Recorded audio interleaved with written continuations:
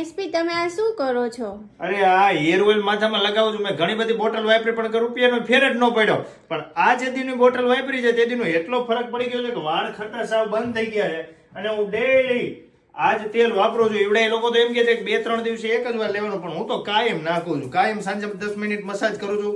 સવારમાં અત્યારે નાઈન બારે નીકળું ત્યારે 2-3 મિનિટ મસાજ કરું ને એટલે વાળ ગમે એવા ખરતા હતા ને બધે વાળ મારા બંધ થઈ ગયા. તમારે વાળ ગમે એવા ખરતા હોય વાળ બંધ થઈ જશે ખરતા, અને વાળ લાંબા મંડે થવા. મારે જો અહીંયા આગળ ઘણા વાળ નહોતા, એ હવે ધીમે ધીમે નવા વાળ મીંડા જ આવવા.